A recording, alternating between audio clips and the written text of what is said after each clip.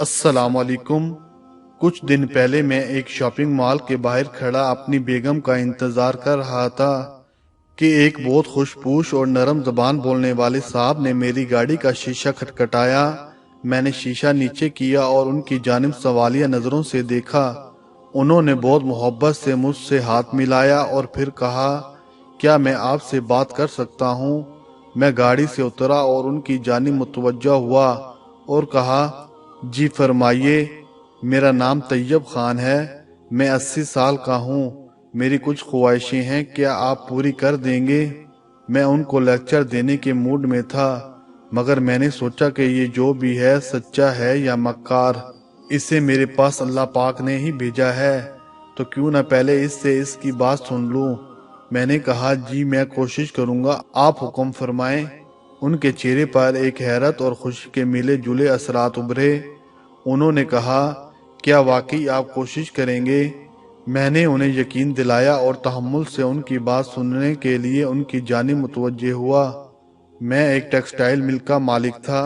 پچھلے سیاسی دور میں بھتہ نہ دینے پر مجھے بہت سی دھمکیاں ملی، تو میں سب کچھ چھوڑ کر بنگلہ دیش چلا گیا اور وہاں گارمنٹس کی فیکٹری لگا لی۔ کچھ عرصہ تو سسٹم ٹھیک چلا، مگر پھر مجھے میرے پارٹنر نے دھوکہ دیا اور مجھے نہ صرف وہاں سے بھگا دیا بلکہ میرا سب کچھ کھا گیا۔ پاکستان واپس آیا تو میرے پاس کچھ بھی نہیں تھا، مل بند پڑی تھی اور سرمایہ کاری کے لیے کچھ بھی نہیں تھا۔ بڑے بیٹے نے مل اپنے نام کروائی اور مجھے گھر سے نکال دیا۔ مل کی جگہ اس نے کالونی بنا دی۔ میں کچھ عرصہ تو اپنی بہن کے ساتھ رہا، مگر ان کے شوہر کو اچھا نہیں لگتا تھا، اس لیے میں وہاں سے بھی نکل آیا۔ بیٹے سے ملا مگر اس نے مجھے ذلیل کر کے نکال دیا۔ پھر میں ایک مسجد میں گیا اور وہاں کے امام صاحب سے مسجد کی خدمت اور بچوں کو پڑھانے کی درخواست کی اور رہنے کے لیے جگہ مانگی تو وہ مان گئے۔ اب میں 4 سال سے وہیں ہوں۔ کبھی کبھی دل چاہتا ہے کہ بن ٹھن کر نکلوں اور کافی پی لوں۔ میں دن میں 3 کپ کافی پیتا تھا۔ کافی کا مجھے جنون تھا۔ اب جب بھی کبھی 1 یا 2 ماہ بعد دل کرتا ہے تو اپنی واحد پوشاک یہ کپڑے پہن کر یہاں آتا ہوں اور کسی ایک شخص کو جو مجھے اللہ والا دکھتا ہے میں کافی پلانے کی درخواست کرتا ہوں۔ مان جائے تو اللہ تعالیٰ کا شکر ادا کرتا ہوں اور نہ مانے تو واپس چلا جاتا ہوں۔ کیا آپ مجھے کافی پلا سکتے ہیں؟ میں زمین سے جیسے چپک کر رہ گیا تھا۔ میرے رونگٹے کھڑے ہو گئے اور آنکھیں نم تھیں۔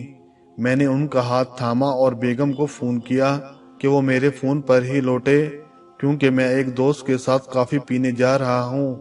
پاس ہی گلوریا جینز کے کیفے پر لے جا کر میں نے طیب صاحب کو ان کی پسند کی کافی اور کیک کھلایا۔ انہوں نے 2 مگ پیے۔ ہم نے مزید باتیں نہیں کی اور خاموشی سے کافی پینے کے بعد باہر نکل آئے۔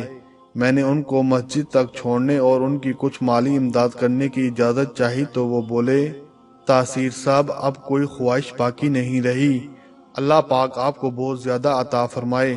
مجھ سے مصافحہ کیا اور چلے گئے۔ میں کھڑا ان کو جاتے ہوئے دیکھتا رہا اور وہ بغیر پیچھے مڑے بہت شان سے چلتے ہوئے میری نگاہوں سے اوجھل ہو گئے۔ کسی کی خواہش کی تکمیل کے لیے سوچا نہ کریں اور لیکچر نہ دیا کریں۔ یہ جو آپ کے در پر دستک دیتے ہیں اللہ تعالیٰ کے مہمان ہوتے ہیں، ان کی قدر کیا کریں، کیونکہ وقت بدلتے دیر نہیں لگتی۔